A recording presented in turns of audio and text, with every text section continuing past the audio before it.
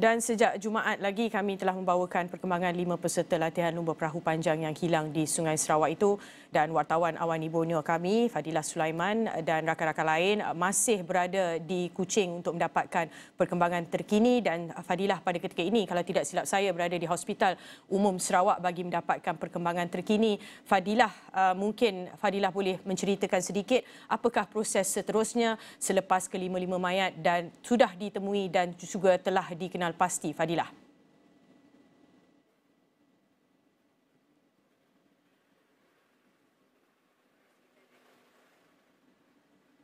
Fadilah, kita sedang cuba mendapatkan Fadilah.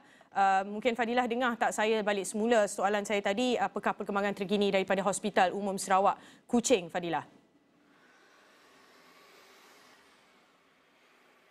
Okey, standby. Baiklah Fadilah, kita sudah pun mengetahui 5 mayat mangsa telah ditemui dan saya pasti pengecaman sudah dilakukan. Fadilah kini berada di Hospital Umum Sarawak Kuching untuk mendapatkan perkembangan terkini. Apakah proses selepas ini, Fadilah? Baik Jasmine, jadi sekarang ini kita masih lagi berada di luar Jabatan Perubatan Forensik Hospital Umum Sarawak kerana proses untuk bedah siasat itu masih lagi berlangsung sebenarnya untuk kelima-lima mangsa yang telah ditemukan pada pagi tadi. Dan untuk pengetahuan Jasmine, kita berada di sini sejak sekitar pukul 10 lebih tadi sehingga sekarang kerana ada 5 mayat yang perlu dilakukan bedah siasat dan kita difahamkan proses ini akan dijangka selesai pada hari ini juga.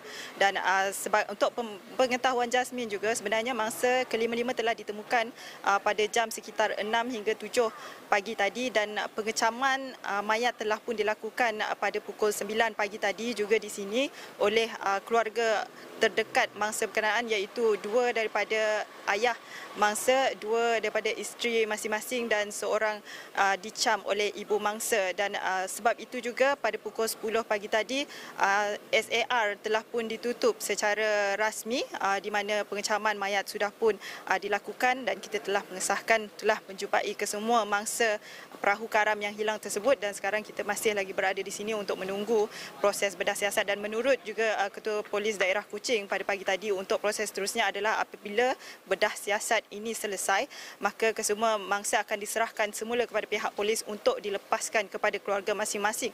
Dan sudah pasti kita mengetahui bahawa kelima-lima mangsa merupakan penganut agama Islam, jadi pengebumiannya akan dilakukan untuk mengikut ajaran agama Islam. Dan untuk pengetahuan Jasmine juga, kesemua mangsa adalah berasal dari luar Kuching, jadi untuk jenazah seterusnya akan dibawa ke kampung halaman masing-masing. Kita difahamkan untuk mangsa pertama iaitu Muhammad Iqmal Samail adalah akan dihantarkan ke Samarahan, bagi Majuri Mahruf, jenazah Majuri Mahruf akan dihantarkan ke Balingan. Seterusnya Muhammad Afiq Ishamuddin Asari akan dihantarkan ke Pusak.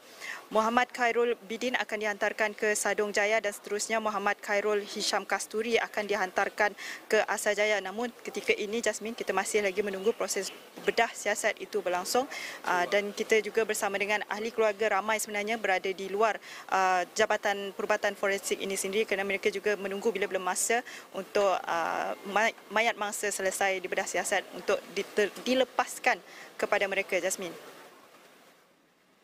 Okey Fadilah, mungkin seperti Fadilah katakan, ini adalah masa yang sukar buat ahli keluarga yang berada di sana menanti jenazah keluarga masing-masing. Mungkin Fadilah boleh ceritakan sedikit kerana semalam ada juga saya baca laporan di mana mereka katakan apa sahaja keadaan mereka harapkan jenazah mereka ditemui.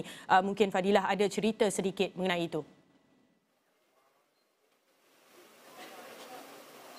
Betul, Jasmine. Jadi alhamdulillah kesemua mangsa telah pun selamat ditemukan dalam keadaan badan yang masih lagi lengkap. Pun begitu kita bersyukur kerana kita kelima-lima mangsa kita telah temukan di Sungai Sarawak itu sendiri. Dan semalam juga saya sempat menemu bual dan juga sempat berborak-borak sebentar bersama dengan ahli keluarga. Mereka cukup reda dengan ketentuan Tuhan ini, namun sudah pasti ia adalah sesuatu yang sedih bagi mereka dan kita difahamkan 2 daripada mangsa adalah bakal melakukan majlis perkahwinan mereka tidak lama lagi. Dan ini juga menjadi satu berita yang sangat berat bagi keluarga mereka. Ada juga keluarga yang baru kehilangan ahli keluarga yang lain dalam masa 20 hari yang lalu. Jadi ini adalah berita yang cukup berat, namun mereka cukup reda dan mereka sangat bersyukur pada pagi ini kelima-lima mangsa telah pun berjaya ditemukan dan dalam keadaan yang lengkap dan mereka dapat lagi mengecam mayat tersebut ataupun keluarga mereka sendiri, Jasmine. Fadilah, ini mungkin sedikit berbeza soalan saya. Saya nak bertanyakan kepada Fadilah. Ini adalah latihan perahu regata kalau tidak silap saya.